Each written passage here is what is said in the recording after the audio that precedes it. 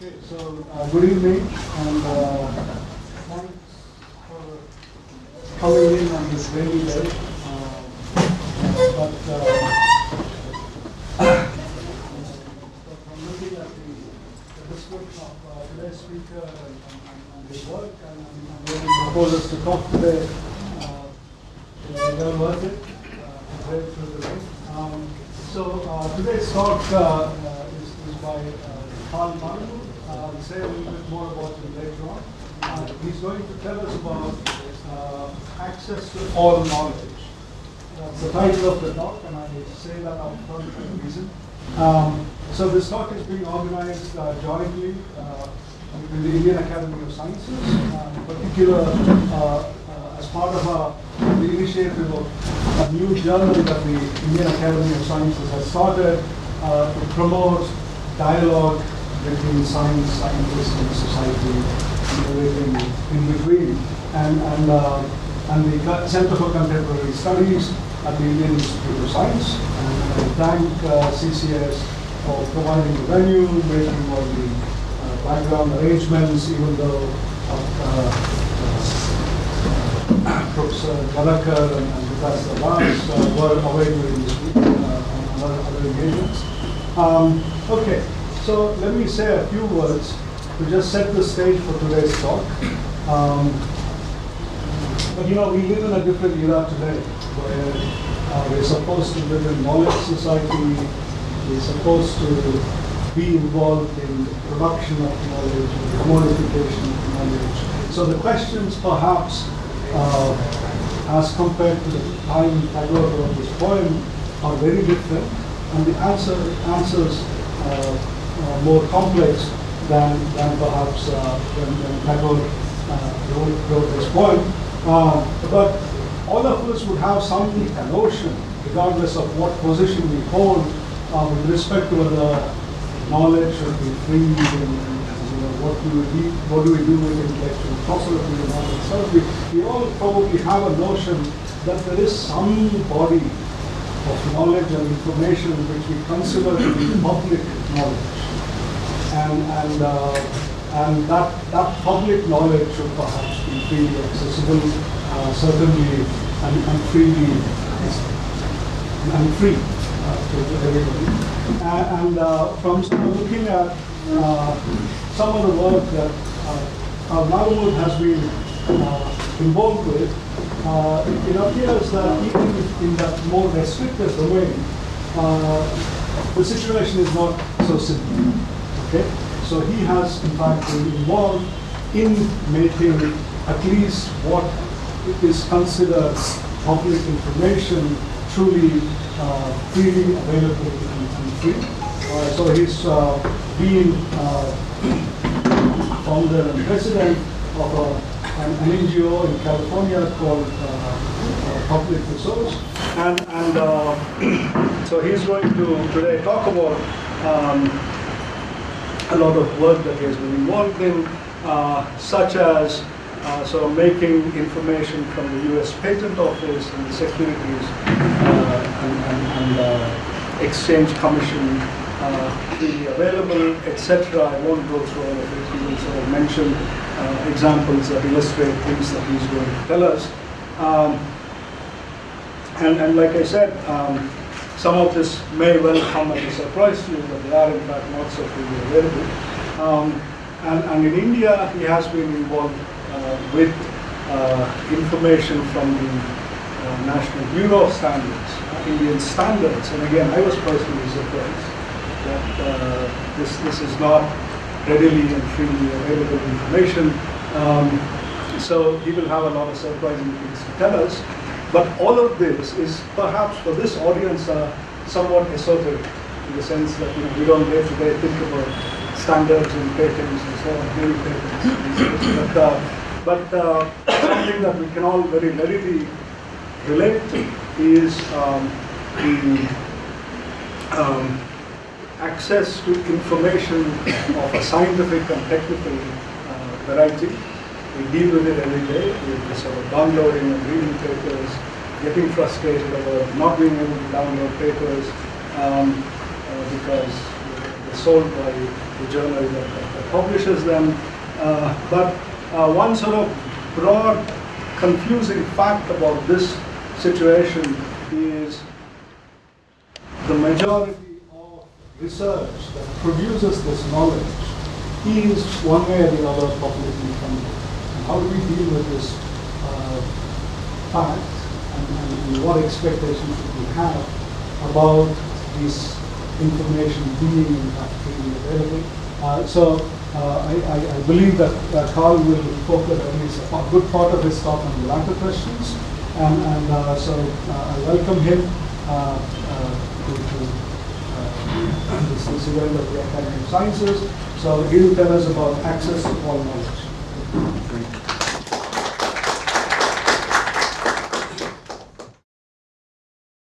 I want to thank the Indian Academy of Sciences and the Center for Contemporary Studies, Dr. Shastri, for that very nice introduction, Mr. Makesh Chandra from the Indian Academy of Sciences, and Professor Joshi, and Dr. Day, who originally invited me to come here.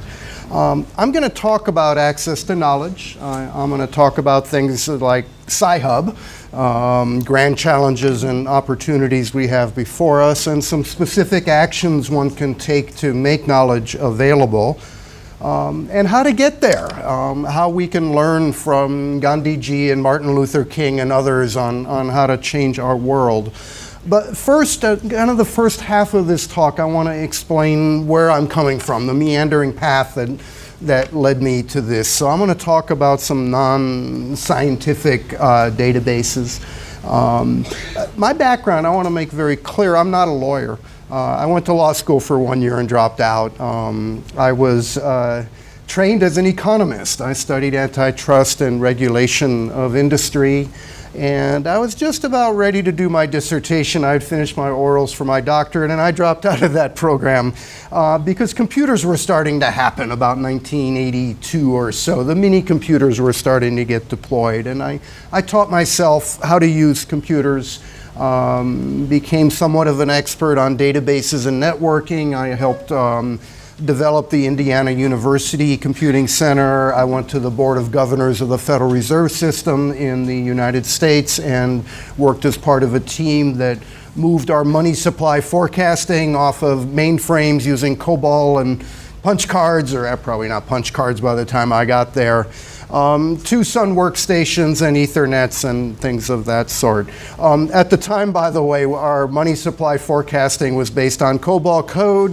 The head of our special study division did a study that compared our econometric model to Chase, one of the big banks, and to a random walk, throwing the dice, and it turned out the random walk was winning on a consistent basis. So that was how we were able to purchase Sun workstations and install them.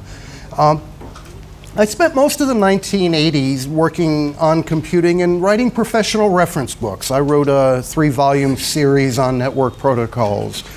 And as part of that, I had to consult a lot of standards.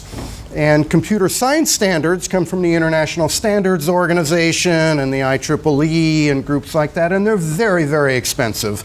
And as a freelance writer, I was spending thousands of dollars writing these things, writing the books, but to buy the raw materials I needed to explain. And one of the key standards at the time was the International Telecommunication Union Blue Book, stack of standards this high. And it described the standards for telephone networks, for how voice gets encoded, sound compression, what we know of as MPEG-3 today, signaling systems, what we know today as voice over IP, but in those days it was very different. And I wrote a series of columns about how the Blue Book should be available, because we on the internet were basing the internet on the telephone network, and we needed those standards. And I got myself a meeting with the Secretary General of the ITU, way up on the big tower they have in Geneva. And he was an interesting guy. He was willing to look at change. And I said, you know, we should put the ITU Blue Book on the internet. And he said, well, young man, I'd love to let you put the ITU Blue Book on this internet of yours. He kept referring to this internet of yours. But we can't because we have a problem. We're using a very old typesetting program and we lost our source code. All we have is the object code left, the compiled version. And so we really can't give it to you. And I said, well, okay, how about if you give me the object code, and if we can figure out like what's there, we'll give it back your source code, and wouldn't that be great? And he thought to himself, well, there's no risk in this small internet. And so we took a copy of the Blue Book and a bunch of mag tapes and brought them back to Colorado where I was at the time, and we did an octal dump of the object code and compared it to the books and said, well, that must be an E and that must be a paragraph mark, and we turned it all into TROF, was a typesetting language. And we put it up on a FTP server, and I got a call from the National Science Foundation saying, Carl, you're using half the international bandwidth on the internet right now, because everybody was FTPing the Blue Book, everybody who worked on the internet. And about a week later, we got a fax from the Secretary General saying, well, we have decided to conclude the experiment. Please retrieve all copies of the Blue Book from the internet. And that was a proverbial cat's out of the bag. I'm sorry, I really can't help you on that one anymore. And that got me interested in big databases, in doing things. I spent quite a while working as part of a group of people in the Internet Engineering Task Force that helped create the Internet standards. And those standards are totally open. We didn't believe you take out patents on your request for comments. That was just not something you did. There was another set of protocols called Open Systems Interconnect, which was developed by the big standards bodies, and they sold their standards for lots and lots and lots of money. And one of the reasons I believe TCP/IP works is because the standards were available, and the reason this big, huge effort for OSI failed is because it wasn't available. And we learned that when Bob Kahn and Vince Cerf came out with what's known as TCP/IP, Transmission Control Protocol, Internet Protocol. Turns out TCP didn't work. There was a fatal flaw in it, in that if a packet didn't make it in, the retransmission of the packet didn't work. It just wasn't working. And there was a random guy in Berkeley who came up with a 12-line patch, and all of a sudden the internet started to work, or at least TCP did. And that taught me a lesson, which is there's always somebody smarter than you out there. There's always some random person that will come up and do things. So my contributions to the Internet Protocol Suite were fairly minor. But I got to work with people like John Postel and Paul Macapetris, who invented the DNS. And it was a real pleasure. I decided I wanted to get my hands dirty, though, because I was writing all professional reference books. So I decided to start a radio station on the internet in 1993. It's what you now know of as podcasting and live streaming and things of that sort. My flagship program was Geek of the Week. We did an interview every week with somebody like Tim Berners-Lee, who invented this newfangled thing called the World Wide Web. But we also made it a real radio station. We joined we had a booth in the National Press Club, and so I was able to live stream the Dalai Lama and Al Gore and people like that, and it was a lot of fun. It was a lot of fun. I made it a nonprofit corporation. It was a little early to be doing a .com and making lots and lots of money. On the other hand, I also thought it was a little too early to be making it commercial, because the internet was a new medium, and I thought we would need to change what we were doing. And as a business, you couldn't do that. And I actually got a call from Nick Negroponte, who ran the Media Lab, and he read about my radio station because it made the front page of the New York Times, and he wanted a business plan from me. And I called him back the next day and I said, I've decided to make it a nonprofit, Nick. And he was disgusted. He was like, because he saw that as a real business opportunity. I think I was right, though. First of all, we were able to experiment a lot with radio, but more importantly, we were able to do other things. And I was approached by a member of Congress, chairman of a committee, who said, you know, I got a note from these people saying the Securities and Exchange Commission EDGAR database should be on the internet for free. Now, the EDGAR database is the filings of all public corporations in the United States. So when you're doing an IPO, you file, you do an annual report, you do a quarter report. And at the time, those reports were like $30 each, because the SEC had a system set up, and they thought only a few rich fat cats on Wall Street needed this data. So they wholesaled the data for $300,000. And companies like Dow Jones and Disclosure bought it, right? They ran a T1 line into the SEC or into their vendor. They bought the data and they added value, made it better, and then they sold these things for $30 each.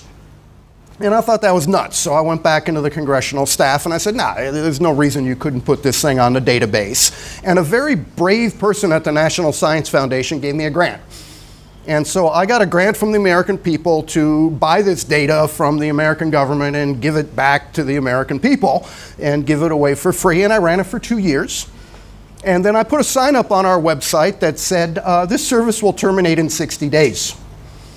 I showed our user stats, and we were getting tons of people coming in. This was a very popular site. We were getting senior citizen investment clubs and students looking for jobs and journalists. And so I posted our stats, I posted our source code. I said, click here to send mail to Al Gore. He had an email address. Click here to send mail to Newt Gingrich, the Speaker of the House. He had an email address. Click here to send mail to the chairman of the SEC. He didn't have an email address, so we set one up for him. We got 17,000 messages for him. We printed them out, brought them down to the SEC, and we got his attention. And he finally called the Wall Street Journal and said, you know, we're going to make this database available. This is not a commodity to be sold. This makes our markets transparent and more efficient, which was my point in the whole first place anyway. I then got a call from the chief of staff the next day saying, well, you know, the chairman said we're going to make this available, but we really can't do it within your 60-day deadline. Can you extend it? And I said, no, we can't do that. But we worked out a deal. We loaned them computers. Eric Schmidt was at Sun in those days, and he had donated some computers to us. So we loaned them our computers. We gave them our source code. We went down and configured their T1 line because their router wasn't working properly. And they were up and running. And something miraculous happened at that point. The IT department hated what we were doing. They were saying, oh, you're going to introduce viruses in the Edgar database. And, you know, this is destroying this big $300 million system they had put together. But then all of a sudden they found themselves running the busiest website in the federal government, and they got all happy because, you know, their bosses were buying them big fancy computers and they were winning awards, and they just really embraced it. We had enough extra money in the NSF grant that I bought all the patents as well, because that was a feed that was available from the patent office. Now the patent office was making $40 million a year selling DVDs and stuff like that, and so they didn't cave in nearly as quickly as the SEC. It took 10 years to get that database actually online. I actually put it online twice, and then Google finally was able to work out a deal with the patent office and got the whole thing up and running. And that's always my goal, is to get them to, you know, to do that. It's not my job to be in charge of Edgar or the patent system or something of that sort. Did a variety of other databases. I talked to the archivist of the United States and said, you know, you got all sorts of great videos in your archives. Are you going to put them online? And of course, they had a 5-year plan, 10-year plan to eventually get them online.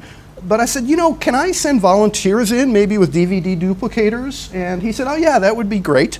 And so we sent in volunteers, and they copied 6,000 videos, and we threw them on YouTube, and we've had 75 million viewers so far. We were able to get a bunch of congressional video, 14,000 hours of video. What happened there is the Speaker Boehner asked us to help one committee get online, the Committee on House Oversight. And so we helped them, you know, do live streaming and closed captioning and all that. But the back file was something that we also were able to do for the committee. So I went to House Broadcast Studio and said, you know, can I get the video? And they said, well, we're really busy. I said, well, maybe I can help. It's in a professional format. You probably couldn't handle it. And I said, well, you know, let me look at it. And so they handed me a Blu-ray drive and a Blu-ray disc, and I looked, and it was an MPEG-2 transport stream, and I said, yeah, we can handle this. And so they sent me a binder by FedEx, and it had 50 Blu-ray DVDs in it. And I opened it up, and I looked at the labels, and it wasn't just my committee, House Oversight, it was a whole bunch of committees. And so I went and I bought 6 DVD readers, and I copied it as quickly as I could, and I FedExed it back to them, and I called them up and said, do you have any more? I said, oh yeah, we got lots. And so all summer they kept sending me these binders, and I'd copy them and send them back. And then I went to Washington and said, do you have anything else? And they, oh, we have a bunch of disk drives. And so I copied those. And I found myself in the Speaker's office talking to his general counsel saying, well, it appears that you sent me the entire Congress by mistake. But that won't be a problem, will it? because in the US, of course, there's no copyright on these things. At which point they cut off my experiment. I had about half the archive from 2002 to 2011. It's like 6,000 hearings, 14,000 hours of video, and it's all up on the Internet Archive. About 2008, I started a nonprofit called Public Resource, and I started focusing on the law. And at the time, the US Court of Appeals, a few of them were putting their contemporary opinions online, their new ones. But again, the back file wasn't there. And as you know, to do science, you need to know what people did before you. To do the law, you need to know what people have done. And so I was able to work with a professor named Larry Lessig, and we bought the back file from one of the vendors, spent $600,000, and got the US Court of Appeals online. Did some substantial work with the district court dockets with a young friend of mine named Hind Swaraj. That was not nearly as successful, but we were able to do a comprehensive analysis of the US courts and found that they had systematic privacy issues. And so that's kind of what I did in the United States, was looked for databases, and I had some rules. I looked for big data that you could purchase that didn't have copyright. Then it's just a matter of money, right? Get $300,000, you can put the SEC online. I learned how to do web crawling. If the data was there but on a really bad system, sometimes you could pull it out and make it a lot more effective. Sometimes you have to buy paper and scan it. Now, one of the things I always did is whenever I put a database online, I always made sure anybody else could download the whole thing. Making bulk data available is very important. And again, it's that rule. There's always somebody smarter than you out there. So that's very important. If you look at a lot of government portals in which they say, we're putting these works online, they don't have bulk download. You have to go through all sorts of shenanigans in order to get the data. One of my other rules is you always try to push it back into the government. And that means that sometimes you have to be aggressive, but sometimes you have to be helpful. When the SEC started doing the right thing, people wanted to really pound them and say, well, they should have done it earlier. And I was like, no, that's wrong. Congratulate them and say they're doing a wonderful thing. When they actually change their mind, that's really important. So we're getting towards Sci-Hub, but we got a couple more stops on this path. So I was doing the law in 2008, and I noticed there were a set of laws that were totally not available.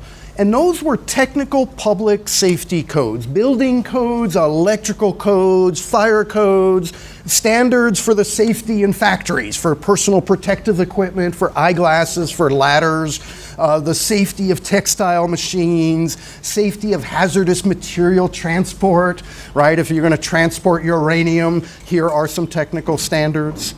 Standards for testing for lead in water. Very important laws, and in the United States, these are often developed by nonprofits, and then they're incorporated into law. Now, they're binding law. They're no different than any other law, but they weren't available, and they were very expensive, and so I read very carefully the case law, and in the United States, the law has no copyright.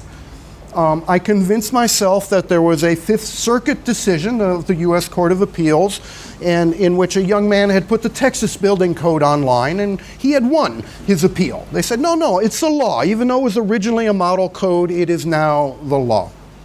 And so I started posting all the technical standards in the United States that were the law. And that was about in 2007, 2008. And about 2013, the standards bodies decided they had enough, and they sued me. 6 plaintiffs sued me, and it has gone up through the court system. We just finished our oral argument in front of the US Court of Appeals. Litigation is incredibly expensive in the United States. My law firms all work for me pro bono. They don't charge. But I asked for a bill because they track their time. In 2015, my pro bono legal bill was $2.8 million. The next year it was $1.8 million. So defending these kinds of onslaughts, I mean, the other side, it was 6 plaintiffs, 4 law firms, 2 different suits that got consolidated, and it's just gone on and on. We did the same thing in Europe. We ended up in court in Germany over the, you're going to love this, the European Union mandated safety standard for baby pacifiers, the things, the soothers that they put in their mouth. And the standard had some things that ordinary people might want to know. So for example, if there's little pellets in the baby pacifier, it should be on the outside, not on the inside part, because otherwise the baby chews through it and they swallow them. The part that goes on your mouth needs to be a certain diameter so the baby doesn't swallow it. So the argument often is that these technical standards are of no use to consumers and individuals, and I totally disagree with that. I think building codes are something that if you're looking at requirements for egress, right? If there's a fire, are there proper exits or not? That's something any school principal ought to be able to look at. Any city official ought to be able to look at that. And you know what? It costs an awful lot of money to buy these things, and cities have to ration their use. In India, I was looking at Indian standards, because again, I was doing this all over the world, and my friend Anish Chopra was Chief Technology Officer of the United States. He said, well, you've got to go meet my friend Sam Petroda. Sam Petroda was a member of the cabinet for Manmohan Singh, and I called him up and said, Petroda, gee, may I come see you? And I went and saw him, and I brought copies of the Indian standards, and I said, you know, these should be available. And he goes, why aren't they? I said, well, the Bureau of Indian Standards sells them. Pretty high price, 14,000 rupees for the National Building Code of India. That's a lot of money for a book. And you know, every engineering student in India has to use these materials. So it has tremendous educational use. And so I explained the situation to Sam. And I said, I'm thinking of posting these. And he goes, go for it, that's good. And I said, well, you know, the Bureau of Indian Standards is going to be rather annoyed. And he goes, I don't care. And so I took all 19,000 standards and I put them online. Spent $5,000 to buy the subscription to get all of them. And about a year and a half later, I got a letter from the Bureau of Indian Standards saying it's time to renew your contract. Would you like to renew it? And so I sent them a purchase order saying, yes, I'd like to renew, and a letter that said, by the way, here's all your standards. They're online, and we've taken 1,000 of them and we've retyped them into HTML. We've redrawn the diagrams into SVG so you can make them bigger and smaller and cut and paste them. We've coded the formulas into MathML. We have made them accessible so that if you are visually impaired, you can hear these standards. And they got very upset. They cut me off, no more standards for you. They said I was violating copyright. They threatened to sue, they didn't actually sue. And so we did what you do in this situation. We petitioned the ministry.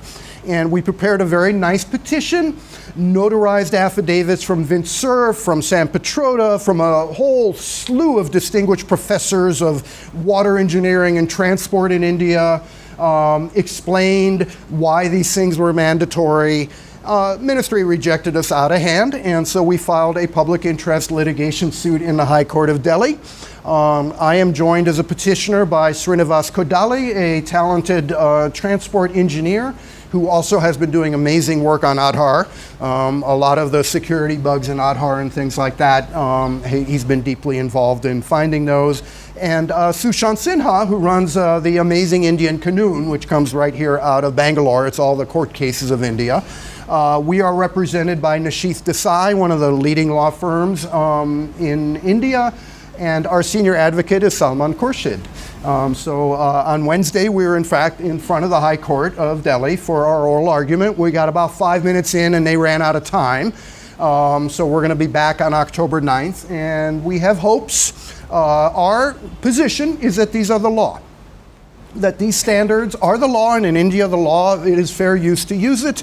That the standards are not simply some voluntary thing. 90 of them are compulsory. If you sell steel in India, it must be certified by the Bureau of Indian Standards. And by the way, the bulk of their revenue is certification revenue.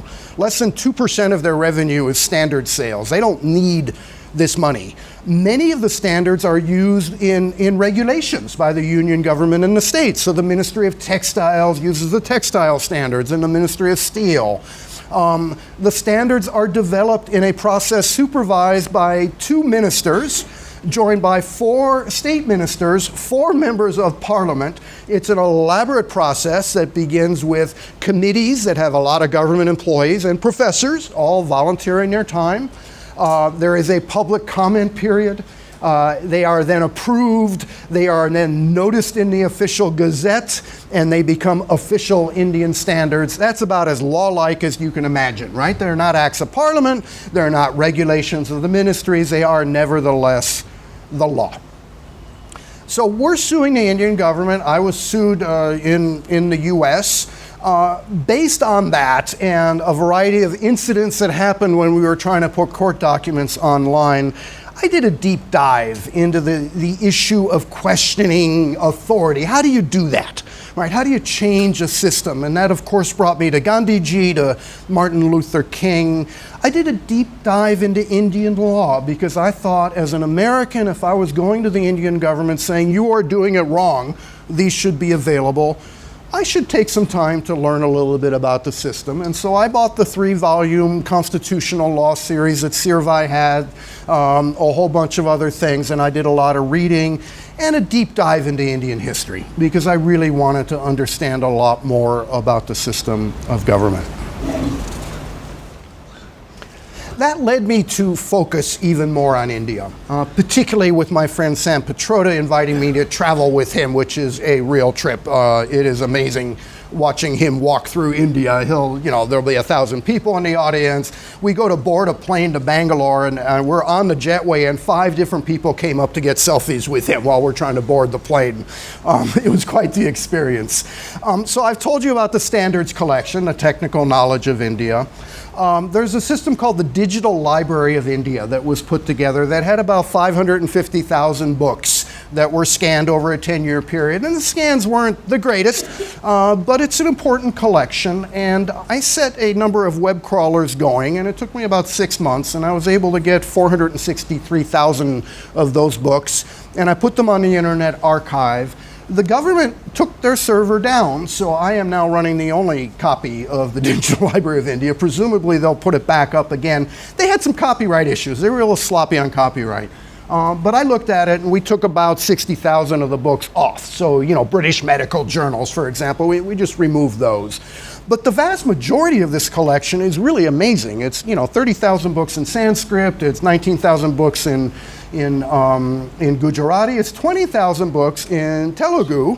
And I am very pleased the volunteers have been going into the metadata for the Telugu, and they have been retyping the titles into the Telugu script rather than the Romanicized version. Same thing with the creators. So we're beginning to get crowdsourcing.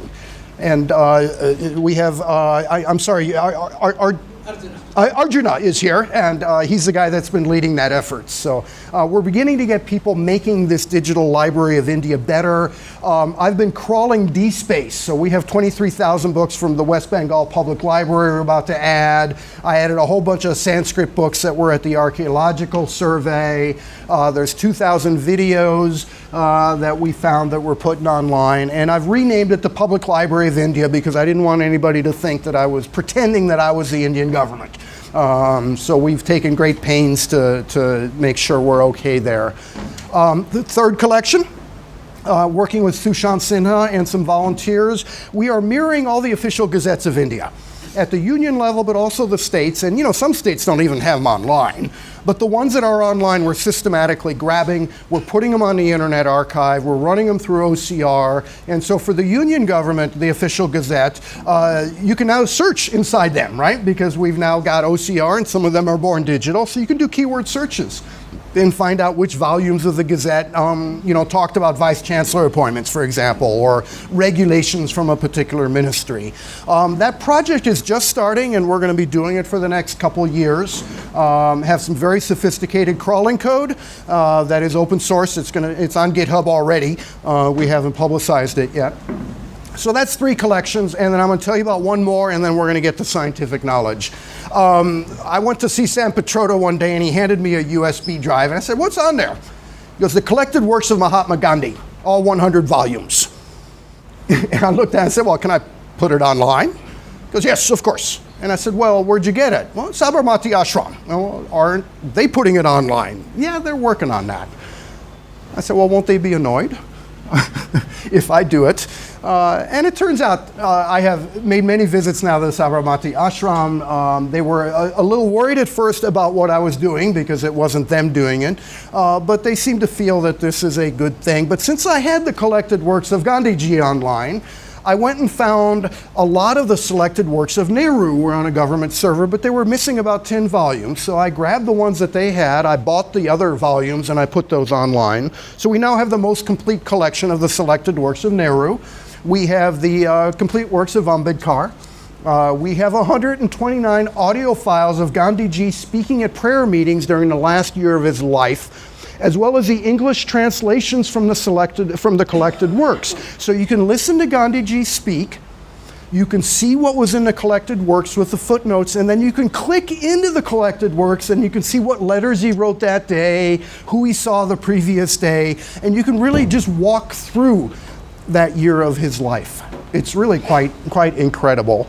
The other thing we've recently been adding to that collection is I've been going to the publications division of the Ministry of Information, and they publish amazing collection of books. They're just, thousands of books since the 1960s and earlier.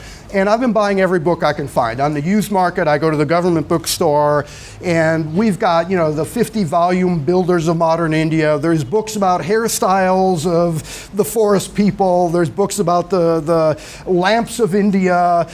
There's books about how saris are done. I've been getting the archaeological survey guides to the various monuments, and that's all online. If you want, I have a book that I wrote with Sam called Code Swaraj. It's at public.resource.org/Swaraj, all lowercase. And at the back of the book is a table of links. And so it's got links to all these different resources. So if you want to go look at them, you can. So I've been focusing on government and works of government, and I want to talk about scientific knowledge. And I'm going to go back to the US. We have a special provision in US law called Works of the U.S. Government. And it says that anything done by federal employees or officers in the course of their official duties has no copyright. It's a special aspect of U.S. law. In India, the government can have copyright. There are certain fair use exemptions, but in the US, federal works have no copyright. And the reason that was put in is the chairman of the printing committee of the US Senate had put together the works of the presidential papers. And the government printing office had published them, but he wanted to do his own private version of those. And he got the government printing office to give him the plates. This is in 1895. And he was going to assert copyright, and his fellow senators were so pissed off by that, they inserted this Works of the U.S. Government provision in the 1895 Printing Act, and it has survived. So, I had a question, which is, I knew that a lot of federal employees authored journal articles, and I was curious how many were there. And so we did a systematic survey of the scholarly literature, searched 3 commercial services. I also made a copy of Sci-Hub and used that. We found 1.2 million journal articles by federal employees. Now, was it in the course of their official duties? Because if you go home and write a paper, you can have copyright. And so we pulled 10,000 of them out. We pulled statistically valid samples by publisher and by agency, and then looked at those. And looked at the note at the bottom where it says, here is my name. I currently work for the Federal Communications Commission. I wrote this paper when I was a student. Okay, not a work of the government. I'm chairman of the Federal Trade Commission. I would like to thank my attorney advisors. I am briefing the antitrust section of the American Bar Association, our enforcement and priorities for the upcoming year. Work of the US government, absolutely clearly. The other thing we looked at, and so the problem was, in US law, you're supposed to stamp any journal article that is a work of the US government. So you can have copyright in your journal, but if you have a paper by President Obama, under Section 403 of the Copyright Act, you're supposed to say this paper doesn't have copyright. It's a work of the US government. And so we looked for that indication, and almost nobody put that there. The vast majority of the publishers simply said copyright, all rights reserved. Many of these papers we found, we tried looking for them from the University of North Carolina, a major state institution. A lot of these we couldn't even access. They weren't available to the UNC students under the very expensive subscription services they had. Works of government is an example of overreaching by the publishers. of saying something is theirs that is not. And there's many other examples. In the US, if you have a periodical before 1963, you had to renew your copyright. And a University of Pennsylvania researcher went through and looked at renewals and found that almost no renewals were done. In other words, many of the journals prior to 1963 published in the United States don't have valid copyright. Despite that, if you go to these fancy subscription services, again, copyright, all rights reserved. Give you another example. There was a young student that was looking at psychological studies, many of them published by the American Psychological Association, and she was doing a meta-analysis. So she wanted to download 250 papers, and she got to about 50, and her access was cut off. And she did this by the book. She went to her librarian and said, my access was cut off. And on the system where it said it's cut off, it says, if you are doing bulk analysis of the data, you may contact us for a license. And so she contacted the American Psychological Association. They sent her this big, long contract. My point here is that if you're trying to do big data on a scholarly corpus, you just can't do it. Publishers don't allow you to do that. So copyright is a limited right for a limited purpose. The purpose of copyright is the advancement of knowledge. It's not the garnering of revenue in my pocket. That's your incentive to advance knowledge. And there are many exceptions. If you are blind, copyright does not apply. There is an international treaty that says the blind get access to literature. Copyright is for a limited time. It's not supposed to be forever. There are teaching exemptions, saying if it's in the course of instruction. And that brings me back to India. There was a case, the Delhi University copy shop case. So there is a copy shop at Delhi University where you can go in and buy course packs. And what happens is a professor will go in and say, these are the articles in my class. And the copy shop would go to the library and they'd copy one copy, and they'd bring them to the copy shop, and they'd prepare the course packs, and they'd sell them to the students for a modest profit. They were raided by armed police, and the head of the copy shop was taken away, and they were sued by Oxford and Cambridge and Francis Taylor for massive copyright violation. And this case was, this was no, excuse me, we think we may have a problem here. It was full-fledged litigation. And it went to the High Court of Delhi. And several people intervened on behalf of the students and the teachers, and they pointed out to the Justice and Law that under Indian law, under the Copyright Act, if a work is being provided by a teacher or student in the course of instruction, copyright does not apply. And Justice and Law looked at it and said, oh, you're right. There's no case. You're allowed to sell these copy packs.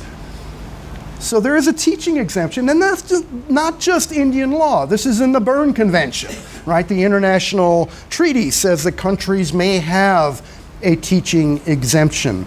It is also deeply, deeply embedded in the Indian Constitution.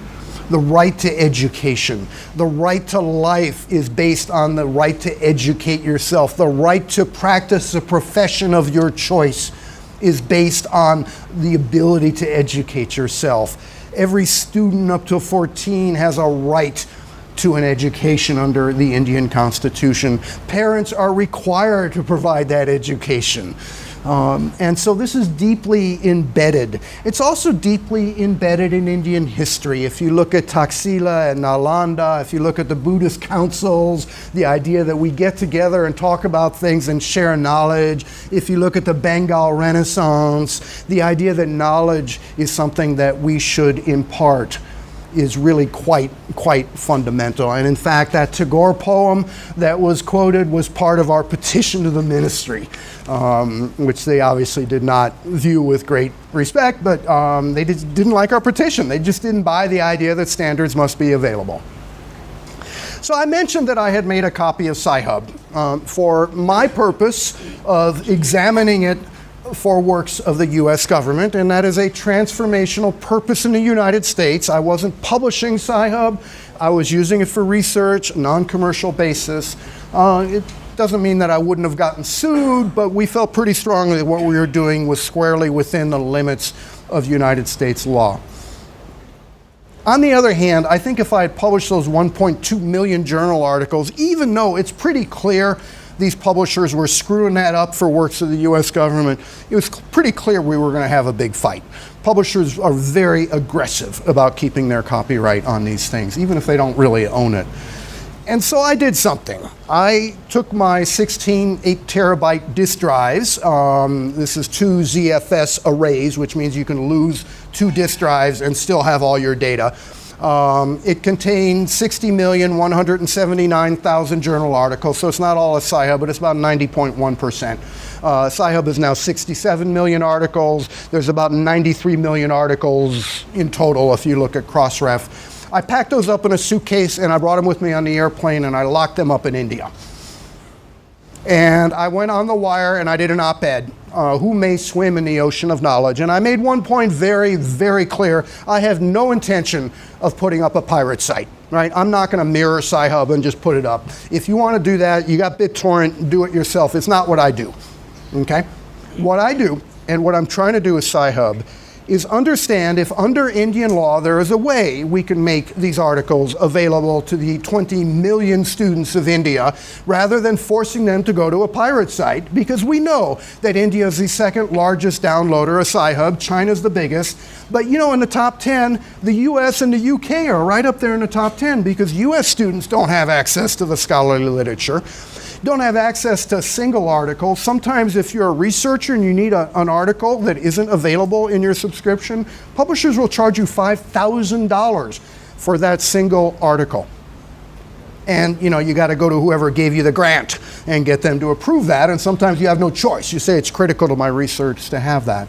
I think it is time for the Indian universities to stand up for the students, and so I am on this trip, and I'm making 3 more trips to India this year. I am knocking on every door I can, going to visit vice chancellors, going to visit professors, giving lectures at various institutes. I'll be at Jawaharlal Nehru University next week. I was at the Institute of Genomics and Integrative Biology, a CSIR institute, but they have a bunch of PhD students. And so I am trying to understand, is there a path in which we can take this information, maybe Sci-Hub, maybe some other source of the data, but it seems to me that the scholarly literature is in fact legal under Indian law and should be available to the students, be available for the individual articles assigned, but available for the big data research that you cannot do unless you have the corpus there. And I don't know if we'll win on that one. And like I said, it's locked away right now. It's very secure. I'm going to be very careful about this. We want to do this under Indian law. We want them to say it's okay. And we'd like to avoid litigation, because you don't want to do that. What you really want to do is simply do the right thing, and everybody says, okay, fine, it's the right thing. And so it may take a while to figure out how to do this, but I am embarking along that road. Now the question is, how do you make changes like this? And like I said, I did a deep reading, and if you're looking at questioning authority and changing how our government works, you always end up with Gandhiji.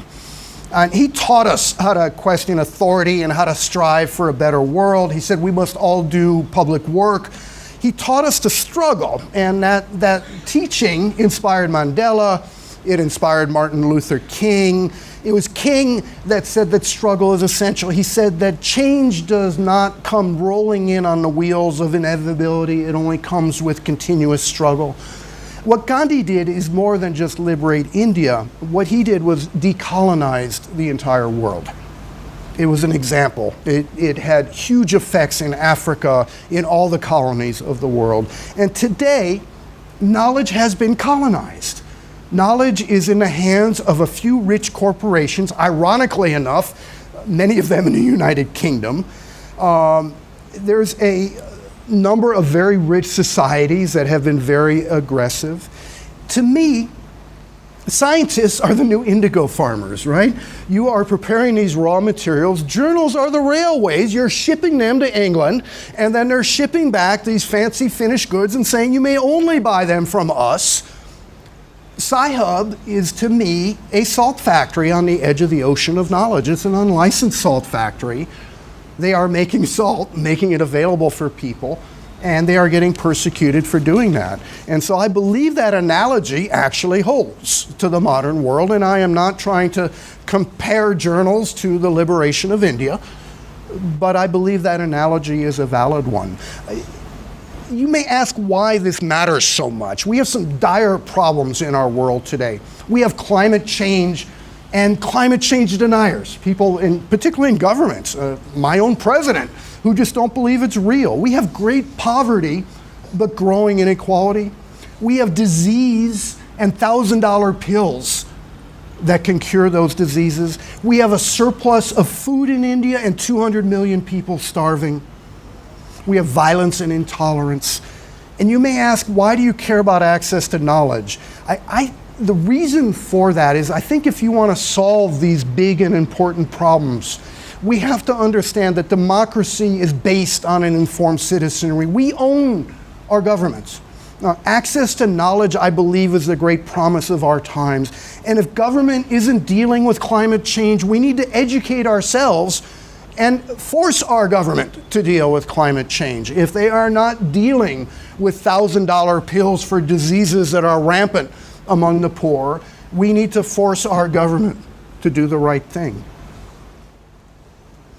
To paraphrase Gandhi, I think you can be the democracy you wish to see. We have to be involved citizens, and that's how we change these kinds of things. Like I said, if there is a revolution in access to knowledge, I have become convinced that it's going to have to start in India for a whole variety of reasons. Largest democracy in the world, a long tradition of learning, a pressing need to educate, decolonizing information, I believe, is an example that can be set for the world, and I think that will resonate in India. Revolutions such as this don't happen unless we act. And I think it's important that we understand that it's something that we must all do together. We all have to walk up that road together. And that's not going to be an easy walk. We've got to make that crooked path straight. We got to walk up that road to that shining city on the hill where learning is available to everybody freely. There's a quote from the prophet Amos that Martin Luther King used to use frequently. And I want to paraphrase that. And that's that we must act and we must struggle so that knowledge flows like the waters until wisdom pours forth like a mighty stream. And that's something that Martin Luther King, I think, would have liked very much if he had been alive today. So thank you very much. I'd be very happy to entertain questions.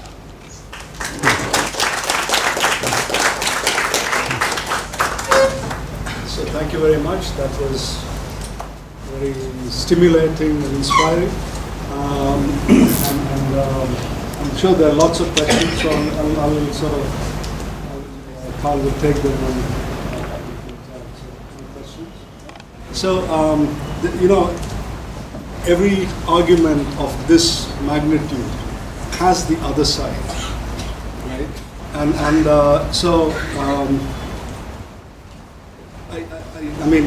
want you to elaborate on some of the things you said, because I think you were very careful in sort of articulating a boundary of this activism. Mm-hmm. There is sort of a domain where, in fact, knowledge and information of either the scientific kind, actually with the scientific kind, in fact, I'm not very clear where the boundary will be, but in other domains one can imagine that there are legitimate boundaries within which everything will not be freely available. But in the scientific domain, the confusion that I would like to raise and I would like you to say a little bit more is, as I said in my introduction, even if, the US government, federal labs is a very clear-cut example. They in fact, if you know, these days when you submit articles online, there is a separate category of copyright, which is federal employees. Mm-hmm. And I don't know what they do with it. I've not thought about it. But if I'm sitting in a university, either in the US or in India, my work is still supported by the US government or the Indian government. And in that sense, what is produced should go back to a knowledge commons, right? Unless the governments which are supporting this have plans for commercializing and commodifying what is produced, but they usually don't. In terms of the funding strategies that governments have, they want knowledge to be generated and distributed. So they're not the ones who are sort of holding up a free distribution of knowledge, but they're the ones who are funding it. So how do you actually internationally handle this? Well, look, so the question is, most or much research is publicly funded. Going forward, it is very clear that open access publishing is the wave of the future. Even the big fancy publishers are attempting to do these things like gold. So if you pay them $5,000, they'll make it available. Although what happens is often they don't really make it available. They make it available on their site, but it's a DRM'd PDF file, and there's terms of use and things like that. But if you look at physics, for example, it has moved very, very aggressively into a true open access publishing. And I believe that's one part of the puzzle, is that we must continue to push very, very hard to do that.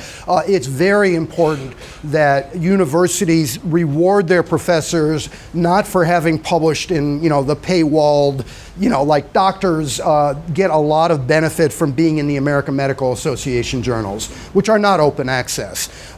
Maybe we should have different metrics for rewarding science. I think professions need to come together. Physics has been very good, chemistry not so good. And so I think it's important that the different scientific fields move forward. The back file, you can't do scientific research without knowing what came before you. And we need to do something about that. Now look, I'm a firm believer that anybody deserves a fair return on their investment. That's just fine. But if you look at Reed Elsevier, for example, $1 billion a year in profits.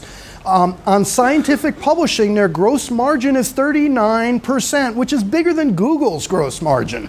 And Google's intensely profitable. But I think there has been some real overreach, and we're beginning to see some backlash. If you look at Sweden, for example, they just stopped stopped subscribing to Reed Elsevier. Some of the German universities have done the same thing. Harvard is actually cutting back on their journals because they can't afford them anymore. And so I think the librarians need to push very hard on these licensing deals. I think we need to push very, very hard on things like course packs and things that are in fact allowed under the law. So it's a multi-pronged effort. And again, I do believe that there's nothing wrong with a publisher doing things. On the other hand, there is a moral imperative, and science is there to make our world better, the advancement of knowledge, and I don't think you can lock science up. And I don't care if they really want lots and lots of money out of that. It's immoral. I'm sorry. And they've made a lot of money already on this corpus, and I think at some point it's got to stop. And we need to change how this happens. And it's going to require a mass revolution. It's not going to be a couple activists saying this needs to be done. It's got to be the scientists of the world standing up. So you have a question, but let me just make a comment quickly. So one of the things that was fascinating to me in what you said is sort of how you got into all this, which was through the internet. And in fact, in those days that you described of the internet era, there was sort of this promise and excitement that this was sort of the opening into a world where, in fact, everything was going to be available freely. But the internet obviously has taken a different turn in the intervening decades. Yeah, well, I don't know about that. There are groups that have used the internet as a place for commercial exploitation and making lots of money. On the other hand, there's places like the Internet Archive that has scanned 5 million books. The guy who runs it made a whole bunch of money selling his companies to AOL and Amazon and has invested his riches in this NGO that has built the world's largest digital library. I still believe that universal access to knowledge is the great promise of our time. Every generation has something they can do to give to humanity, and that is our promise. So. Thanks for the talk. I've been following these debates for a while, and I wanted to know the point that you made about librarians. Okay, do you have any librarians working in your group? Because in India, even the university librarians and institute librarians, they really are not aware of these things, one thing, okay? And even if they are aware of it, they don't really understand the politics of it. You know, we are still invested in buying subscription for Enlist and JCCC and these portals, which are like now, you know, portals in the portals. It's that kind of a thing which really, you know, instead of making it instead of simplifying the procedure of access, it really complicates it further. And I just wanted to know, you know, it's like, what is your project to educate these librarians and win them over to this side of access to knowledge? Do you have any, and what has been going on, and how do you think, you know, you should inform us young scholars to go approach them and tell them that this is what should be done, and not exactly going for an endless membership? Yeah, so question is, what about librarians? So in the US, when I put the law online, I spent a tremendous amount of time with law librarians, and in fact, they submitted friend of the court briefs on our efforts. I have a very prominent librarian on my board of directors. Have spent a tremendous amount of time. I love working with librarians. The American Library Association, again, supported a friend of the court brief. My work in India is just starting. I am shifting my focus pretty much 100% to India now. I have 3 more trips scheduled for this year. I am funded under a grant for 3 years worth of work, and librarians are very high on the list of people I want to reach out to. And I think it's important. Librarians all over the world are faced with this issue of these subscriptions, and it's kind of, you know, a rock and a hard place. You have to make the literature available to your people, and that means these contracts. And there is a growing movement of librarians all over the world that are pushing back very hard. One of the big issues with these big publishers is they prohibit you from telling others how much you spend for the subscriptions. And so librarians cannot compare among themselves. You know, one university will get a special deal and another one won't. In Canada, the librarians got together and they pooled all their information despite contracts that told them that they weren't allowed to do that. Right? They had non-disclosure agreements. They said, the hell with that. And they published it, and they're able to start looking at metrics and saying, how much are we spending per student? And they noticed it varied wildly. It was very arbitrary. I don't think you can do this in universities without the librarians. I think it's pretty simple. I just had a quick comment to add in response to what you just said. On a very small scale, no doubt, but ICER Pune recently fairly successfully renegotiated very aggressively with some of these big publishers for their library deal, and they were so successful that now, at least as a first step, all the ICER's librarians have gotten together, and they are now planning to renegotiate as a block the 5 or 7 ICERs with all the major publishers. So I guess the first 1 or 2 steps are happening also. And that is very helpful for making it a little bit better. But I think if we're going to have that true revolution, it's going to take a much broader thing. It's going to take the librarians and the scientists and the vice chancellors and a whole bunch of lawyers. Just on the open access thing what you say.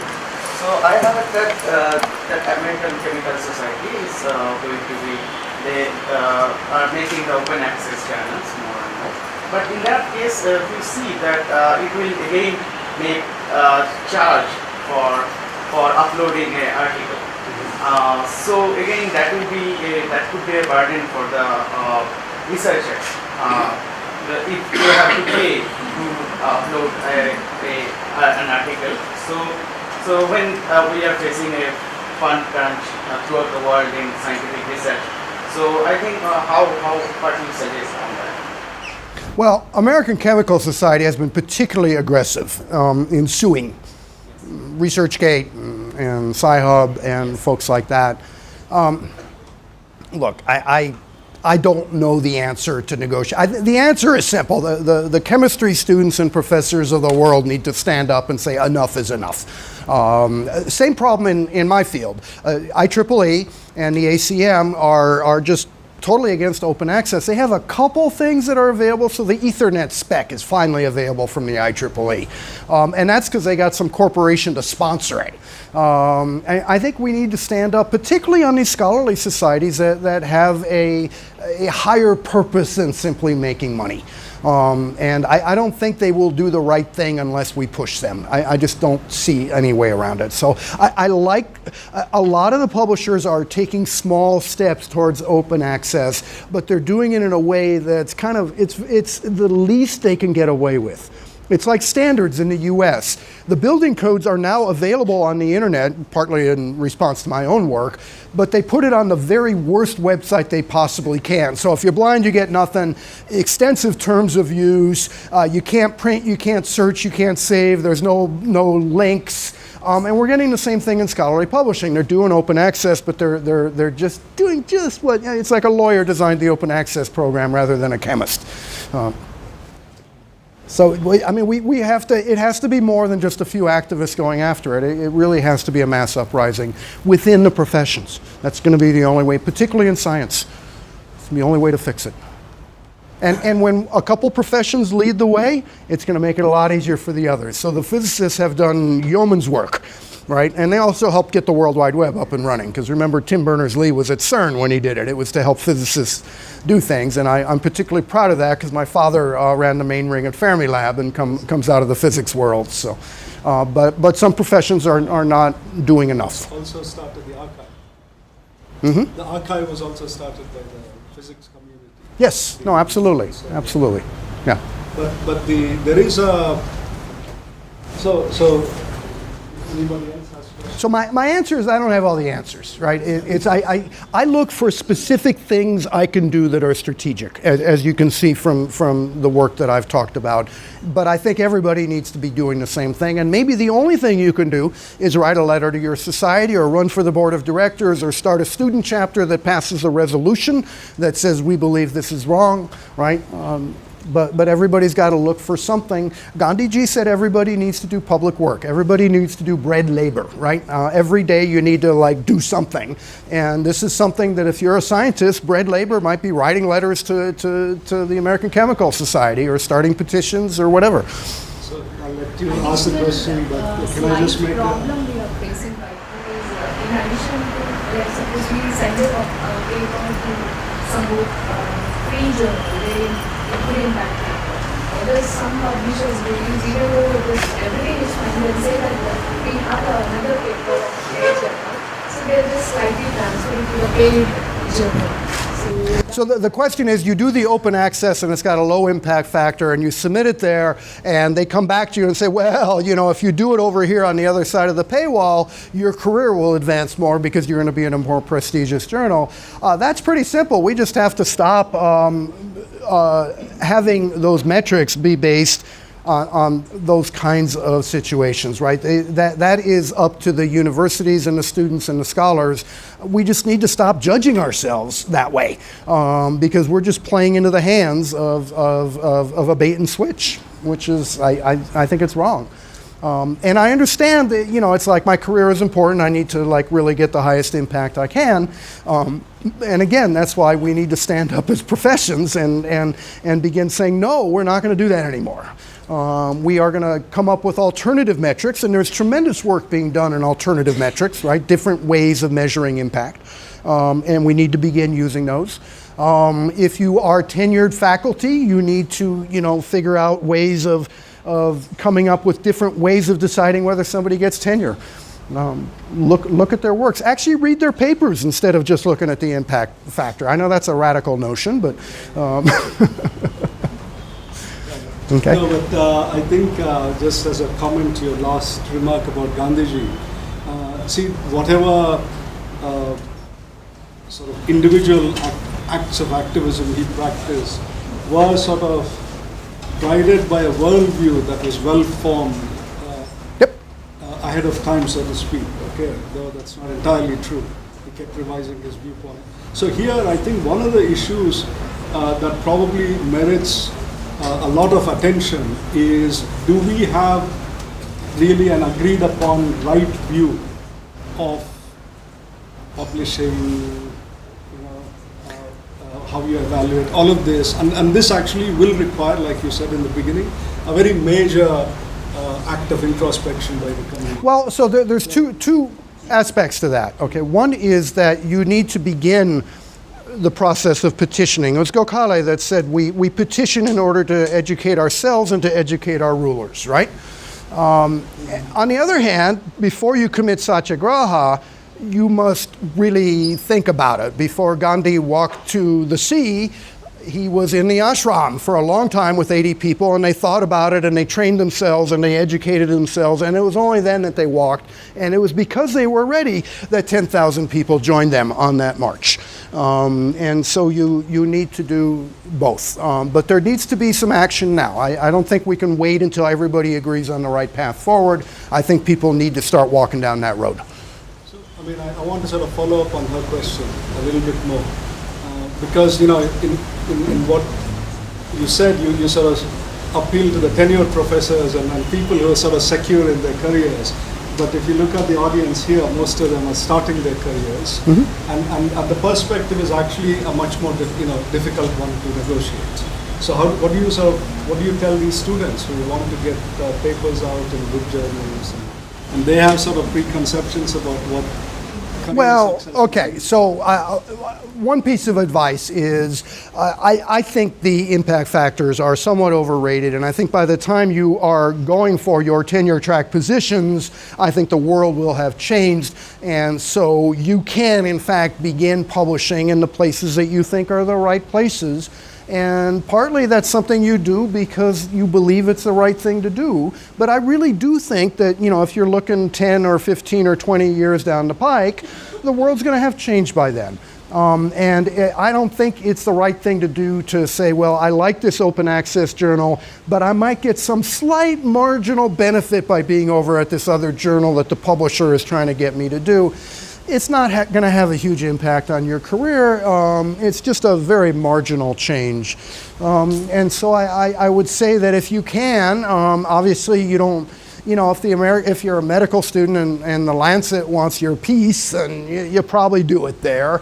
But if you're debating between two slightly different journals, well, pick the one that's more open.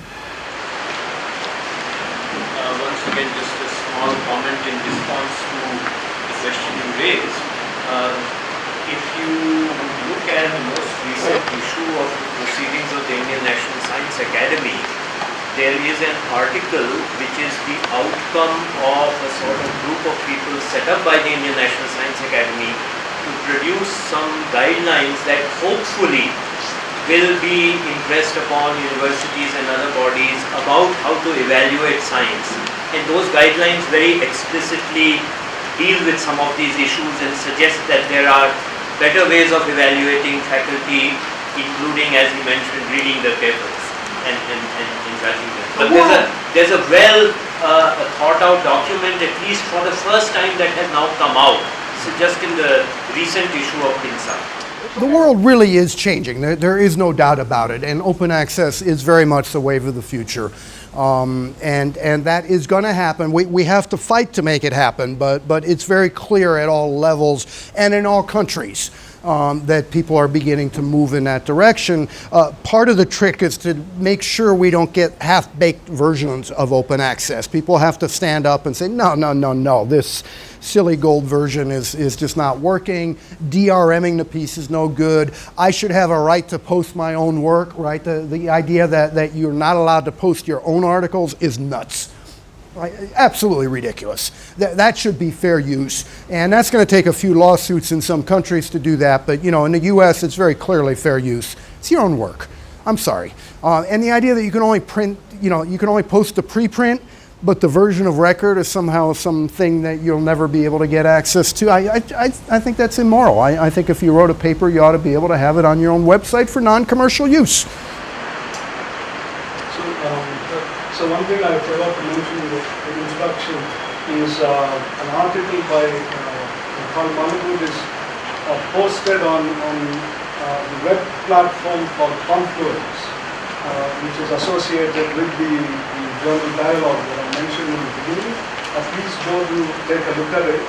And the reason I mention it now also is the deliberations of the INSA committee that Amitabh mentioned, we'll try to post as a follow the article by Malamud so that you can also look at that. Yeah? Okay. Sorry, go ahead. Sir, like you told that some of the companies, the publishers, they are overutilizing their copyright thing. So, is there any rules made by the government that the copyright, like piracy, we have rules, very strict rules against piracy. So, is there any rules by the government that have been made to quote that? The copyright issue, like you said, their copyright has been expired, but they have been using that since after that. So is there any rule by the government or some actions taken by some other? Well, so there are two. So the question is, there's a article online and it doesn't really have a valid copyright, but what can you do about it? So there's two issues going on here. One is whether there's an over assertion of copyright and what you can do about it. And as I told you, when I found all these works of the U.S. government, I wasn't sure I was going to post those because I suspect I would have gotten a strong backlash. I got it from the American Bar Association. I found 552 articles in the ABA journals that were by federal employees, and I had prepared a resolution on the floor of the American Bar Association House of Delegates. I got special privileges of the floor to present it, and I had a phone call with a whole bunch of the sections, and they said, no, none of them are works of the government. They were all done on their spare time. And I said, that's kind of inconceivable. 552 articles, including the examples I gave in my talk, chairman of the Federal Trade Commission, talking about enforcement priorities. So problem number one is the over-assertion. Problem number two is to access these, you've agreed to terms of use, right? So before you can even get to the article, you've signed a contract, and often that contract says, I agree that the copyright is valid. Now, that's an invalid contract, but in both instances, if the publisher decides they're going to be a jerk, then you got to fight it, and then you need lawyers, and you end up in court, and that's where the law schools come in, because they can help do these kinds of things. We need some test cases. When I come back in August, I'm actually speaking at 3 or 4 different law schools around India, and my hope is to get some students working with me on some of these issues.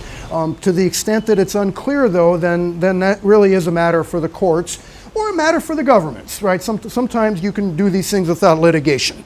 Sometimes if there's a hearing in Parliament, that's enough to settle the issue because people just don't want to deal with it. It's like when Facebook gets dragged in front of the UK and the US Congress. That makes them make some unilateral changes. So maybe it's going to take something like that. So there is some proposal asking the MHR, Ministry of Human Resources Development in this country, to take the lead to negotiate with this.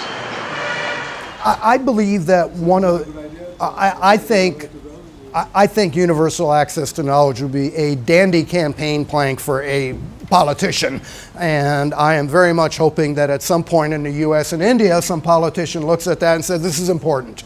Not only universal access, but let's begin systematically scanning all our resources. I sent a letter to President Obama with my former boss, John Podesta, and the title was Yes We Scan. I actually had a website, yeswescan.org. If we can put a man on the moon, why can't we launch the Library of Congress into cyberspace? And we suggested to the president that we spend $1 billion a year for 10 years and just dramatically begin digitizing a lot of the resources in our federal government. Unfortunately, this was, 2009. We had wars in Afghanistan and Iraq. Our economy was melting down. The Republicans were going after the president. There were just so many things on the stack. We were never able to get the attention.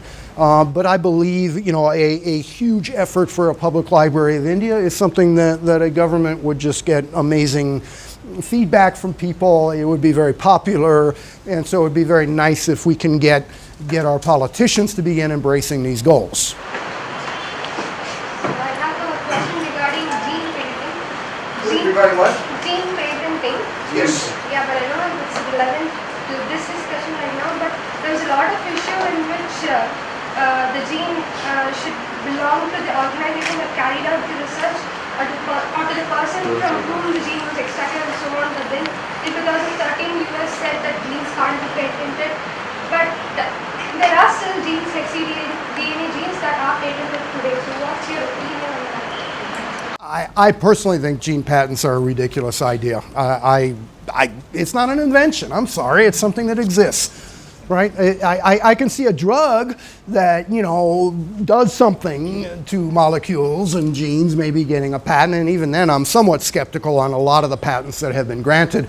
I come out of a field that has software patents and business patents, and many of those are just amazingly bad. Remember, Amazon got a one-click checkout patent, right, for being able to check out with one click. They got a patent on that, and it was rolled back. My work on radio programs on the internet, somebody got a patent on podcasting a few years later, and they actually pointed to my stuff as prior art. But genes, I don't think should be patented. I'm sorry. It's Some of them are like modified in the lab or something like that. But yeah. Yeah, arguably that's different, and maybe that's an innovation, but I don't know. I get a bad feeling when I see that. Personally, I wouldn't do it. I guess I'm willing to entertain some of the arguments on, gee, there was some true innovation that happened to modify this gene. But when people try to sequence the genome of an animal and then take out patents on certain ones that they happen to find do things, I'm sorry, that's human knowledge. That's not an innovation. That's not an invention. So I'm personally skeptical. By the way, I'm spending a lot of time looking at traditional knowledge, and particularly, things like the patents on turmeric and the patents on neem and things of that sort. So I was out at TDU this morning talking to Darshan Shankar, the Vice Chancellor, and I am looking at the question of traditional knowledge and how to make it more broadly available, and to do so in a way that doesn't result in lots of bad patents in the US on traditional medicine and traditional techniques here in India, because that again, I think is totally ridiculous. Period for books. It varies from 60 years to 100 years, it depends on the country. And in this day and age of internet and all, I think that is really a kind of a hard thing, right? Is there any effort happening to kind of reduce the copyright period for books? There's a huge fight. So the question is, patents are 60 years to, life plus 60 years. And, if you talk to Hollywood, they would like it to be infinite. We just had sound recordings go from 72 to 144 years. So there is a huge divide in the copyright world between copyright maximalists that want copyright on everything, and they want it to be absolute. And people like in my side of the world that believe copyright is there for a limited period, for a limited number of things. It's simply there as an incentive. It isn't an absolute thing. I think the copyright terms are ridiculous. Copyright used to be 14 years. That's more than enough to exploit the commercial value of your novel and make a lot of money. I'm willing to entertain the idea of maybe renewing it. Hemingway, I'm all for Hemingway making money. That's great. But at some point, the purpose of copyright is that Hemingway was rewarded for his efforts, and now the book is in the public domain. Copyright is there for the increase and diffusion of knowledge. That is its purpose, and we have lost sight of that purpose. So the terms are ridiculous. Getting them rolled back is going to be a huge fight. The copyright and royalty in principle are two different things. Royalty to authors is one thing. The copyright of the publisher is different. And one of the things we pointed out to people, by the way, when we were putting standards and things online, we put the law online, has no copyright, but you can still do these big case books with annotations and commentary and sell them. The Bible has no copyright, but it sells millions of copies every year, right? You can have copyright and you can have public domain, and they can coexist, and you can make a lot of money without that copyright incentive. You just make a nicer book, a better book. And again, I'm fine with Hemingway or Stephen King or whoever, or Bollywood, getting a limited period of time exclusive right to exploit the commercial value. But then at some point, this stuff has to go out there for the actual purpose. You got money in return for a bargain with the people of India, and that bargain was, I'll get money for a while, and then this will be available to you. That's why you got copyright. It was for the purpose of promoting knowledge.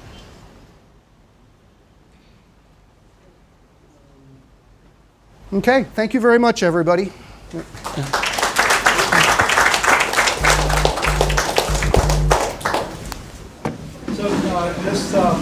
just before you leave, As a token of our appreciation, we'd like to present